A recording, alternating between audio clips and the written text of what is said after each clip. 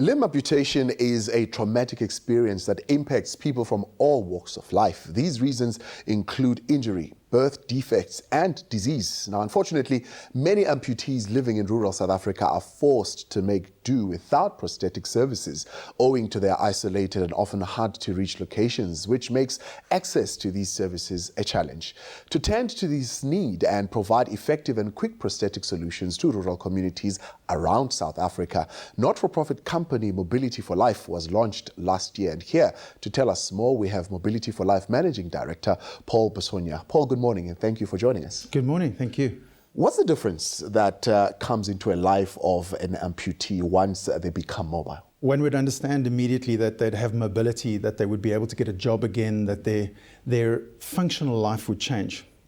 Amputees in rural areas are a little bit different, strangely enough. When you speak to them, it's about the social change, it's about the closeness, and it's about the family change. An example, an amputee would reply to the question saying, I'm able to take my wife by the hand and I'm able to walk with her. I'm able to walk with my children and pick them up. I'm able to make them tea in the mornings. I'm able to take things out of a cupboard, and I'm able to move away from living specifically in a house environment where most of them are trapped. Now, we're speaking of an isolated rural setting where many of these facilities do not reach. How do you identify those in need? We use prosthetists to identify people that are beyond the reach of district clinics out there in the rural area and to say to us, these are the people that are there.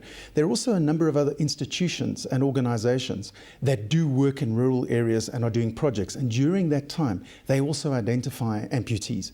And they make lists for us. And once we have these lists, then we tootle on out into the rural area and we then assess these guys and then we put them together in groups and we're able to create a project. How easy is actually getting to a point of having a prosthetic from having none? I mean, what does it entail? What does this process entail? So the process for us is we assess the patient. Once we have this identified list, we would identify a group, we'd go out and we'd assess them. We would then put this project forward to a corporate or a philanthropist or a church doing a project in the area. Yeah. And we then attain funding for the particular project. So we'd have a budget. Once we've got that budget, back we go into the rural area and we take our technology to then the patient, to the rural community. Now, you've just recently received funding. Where will you be launching your first rural project? It's incredibly exciting, and it's your fault. It's your program's fault, which was so amazing. Hey, we'll take the blame. Thank you. Oh, no, it was absolutely fantastic. By showcasing what we were doing, a gentleman from the Western Cape was very interested in a project that we'd identified just outside Rustenburg in kind of the greater northwest area. And we'd identified 16 people that we'd assessed, and we've been looking for funding for quite a while. And this gentleman has stood up and he's funding the entire project. So our first rural deployment happens just outside Rustenburg. There are 16 people, 17 deployments because one of the ladies is a bilateral amputee. The funding, I believe, will become available towards the end of this month, and we should be completing the project within the first or the second week of July. We're very excited about it. Now, Paul, surely you don't just give the prosthetics and disappear, right? There should be post-support that you offer the amputees. Well, what sort of support? Yeah, prosthetics are very delicate things, as you can imagine. But the exciting part about the technology we use is that it's robust, but we don't just do what they call phase one deployments, where they go in, which I've done in Africa, in Botswana and in Mozambique, where we go in and we give a prosthetic and we leave. The project process inside Mobility for Life, we call it the Community Project Program. We look after an amputee for 12 months, which is really exciting. So on day one, or when we see them for the first time, we assess. The second time we see them, we fabricate, fit, then provide basic rehabilitation in the form of physiotherapy, gait training, somebody has to learn how to walk with a prosthetic, and then hygiene training. That's then in the second intervention.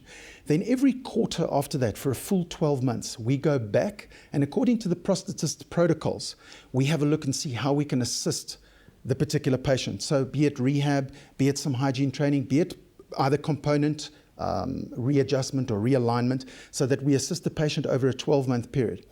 The most exciting thing about Mobility for Life, at the end of the 12-month period, we take the prosthetic and we reproduce some of the parts. The socket, which is the part which fits the stump, which is the most difficult to have right, and then the liner, which covers the stump. We give the patient a brand new socket and a brand new liner, which in effect makes that prosthetic reasonably okay for the next 18 to 24 months. So we're looking in effect at a 36-month intervention. What does this modular technique that you use, particularly when building a leg, make it more appropriate for a rural setting? Okay. The modular socket system, I was fortunate enough to see it being deployed in Botswana and Mozambique, as I've said. And when I saw this, I saw people stand up and walk within 60 minutes. Wow.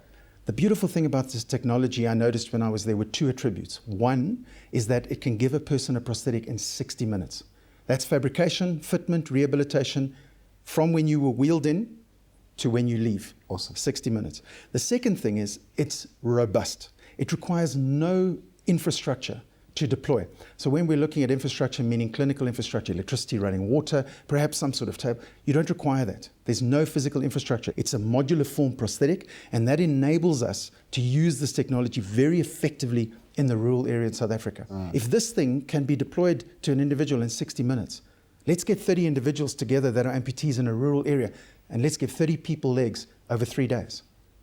Can't be more magnificent than that. And then we still look after them for a year. Well done. Good job. And my hope is that from this conversation, you're going to come and blame us for more funding. I'd love to. I'd love to come and see you again. Thanks, Toby. Fantastic. It's Paul Bisogno. He is Managing Director for Mobility for Life. If you want to get in touch with them, please give us a shout on growingtomorrow.co.za. That's our website. Or call the hotline 011 791 5658.